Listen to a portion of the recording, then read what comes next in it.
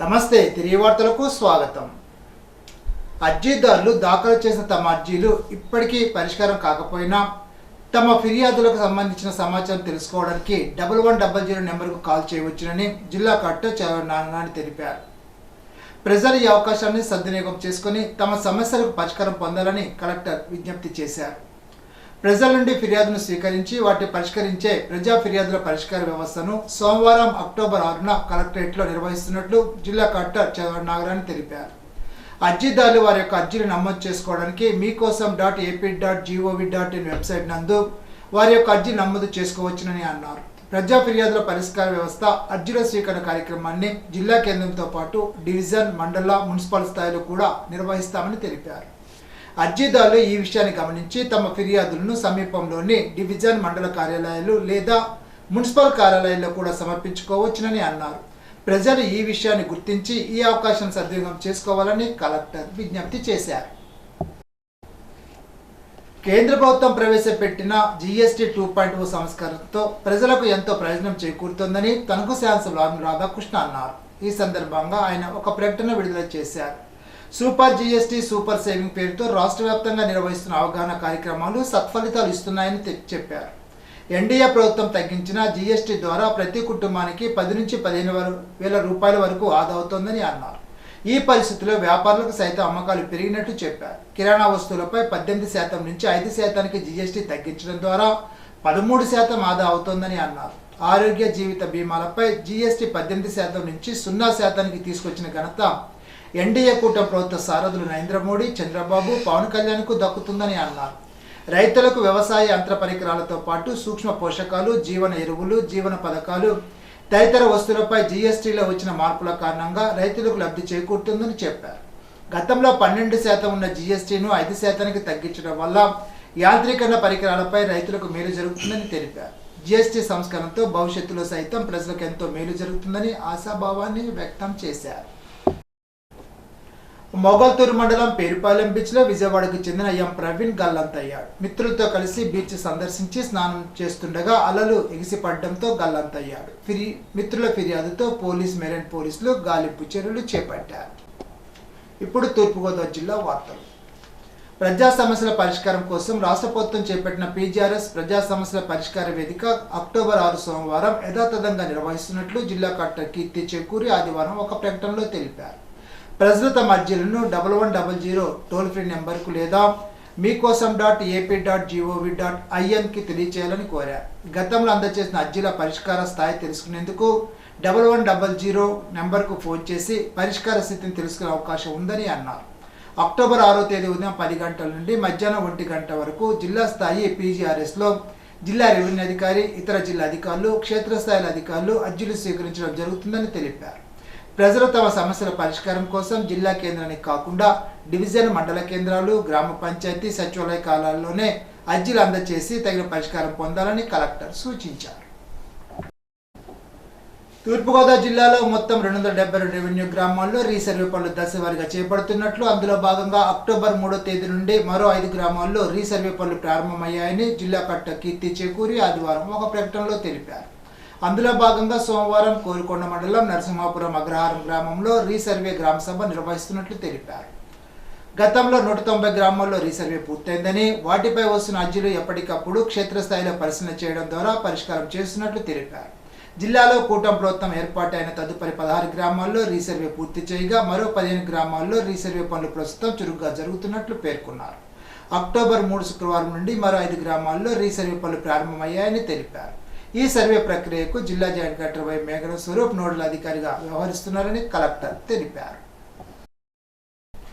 ప్రకృతి వ్యవసాయ అమలులో మహిళల పాత్ర అభినందనీయమని బ్రెజిల్ బృందం ప్రశంసించింది. ప్రకృతి వ్యవసాయ పరిజ్ఞానాన్ని పెంపొందించే క్రమంలో బ్రెజిల్, UAE, శ్రీలంకకు చెందిన 30 మంది ప్రతిష్టాత్మక నిపుణుల బృందం 2వ రోజు కాపవరం, కురుకూరు, ఎన్నగూడ గ్రామాల్లో సందర్శించింది. ఈ పర్యటన రైతు సాధికారిక సంస్థ నౌ భాగస్వాములు సంయుక్తంగా నిర్వహించారు. నౌ పార్ట్నర్స్ వ్యవస్థాపకులు వాల్డర్ లింక్తో పాటుగా బ్రెజిల్ మంత్రిత్వ శాఖకు చెందిన థామస్ మారియా బ్రెగాడియా పాల్గొన్నారు. పర్యటనలో ప్రతినిధుల బృందాన్ని 2 బృందాలుగా విభజించి ఆంధ్రప్రదేశ్ ప్రజా భాగస్వామ్య ప్రకృతి వ్యవసాయ నమూనాలు, వినూత్న పద్ధతులు, ప్రకృతి వ్యవసాయ విస్తరణలో మహిళల కీలక పాత్రను పరిశీలించారు. మొదటి బృందం కొవ్వూరు మండలం కాపవరం గ్రామంలో సత్యనారాయణ నిర్వహిస్తున్న 13 ఎకరాల హార్టికల్చర్ పాలీక్రాపిక్ కేంద్రాన్ని సందర్శించి డ్రాగన్, చెరుకు, అరటి, కంద, బొప్పాయి వంటి పంటలను పరిశీలించింది. రైతులతో సంభాషిస్తూ ప్రకృతి వ్యవసాయ అనుభవం, పంటల దిగుబడి, రసాయన వ్యవసాయం, ప్రకృతి వ్యవసాయ ఉత్పత్తుల ధరల గురించి వివరాలు అడిగి తెలుసుకున్నారు. మొక్కల నాణ్యత, ఆరోగ్యాన్ని స్పష్టం చేసిన బ్రిలెక్స్ విలువను స్వయంగా పరిశీలించారు.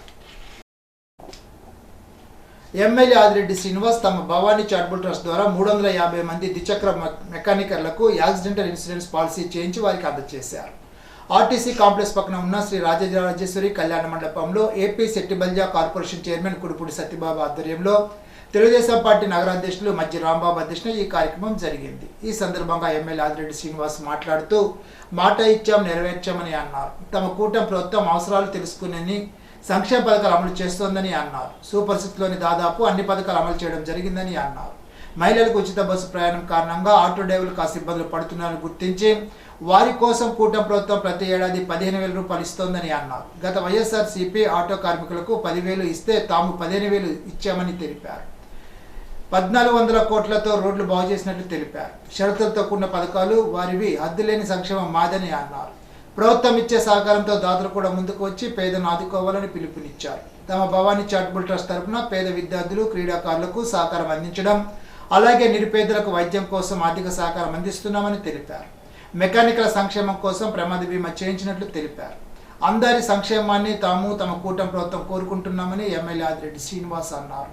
AP Settibalija corporation chairman Kudupudi Satyababu మాట్లాడుతూ మెకానిక్ డే రోజున ఎమ్మెల్యే ఆదిరెడ్డి శ్రీనివాస్ హామీ ఇచ్చారని తెలిపారు.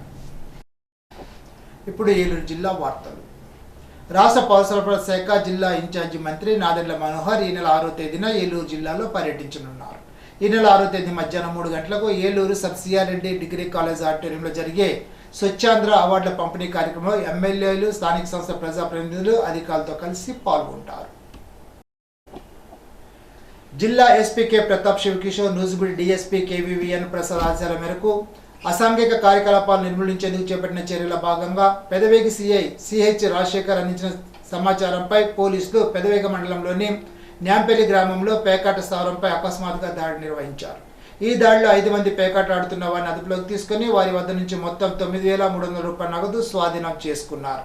ఈ సంఘటనపై పెదవేగి పోలీస్ స్టేషన్లో కేసు నమోదు చేశారు. ఈ సందర్భంగా పెదవేగి ఇన్స్పెక్టర్ సిహెచ్ రాజశేఖర్ మాట్లాడుతూ అసాంఘిక కార్యకలాపాల నివారణ కొరకు మారుమూల ప్రాంతాల్లో డ్రోన్ కెమెరాల ద్వారా నిఘా వ్యవస్థను ఏర్పాటు చేసినట్లు తెలిపారు. మద్యం అక్రమ రవాణా వంటి కార్యకలాపాలపై పోలీసులు కఠినంగా వ్యవహరిస్తారని, ఎవరు ఈ తరహా చట్టవిరుద్ధ కార్యక్రమాలకు పాల్పడినా వారిపై కఠిన చర్యలు తప్పవని హెచ్చరించారు.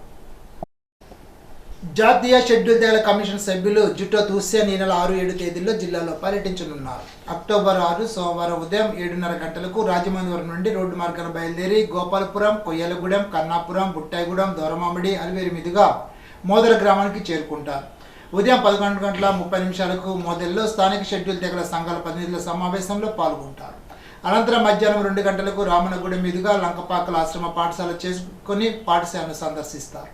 సాయంత్రం 4:30 లంకలపాకల నుండి కోటరామచంద్రపురం చేరుకుని అధికారులతో సమావేశాన్ని నిర్వహిస్తారు.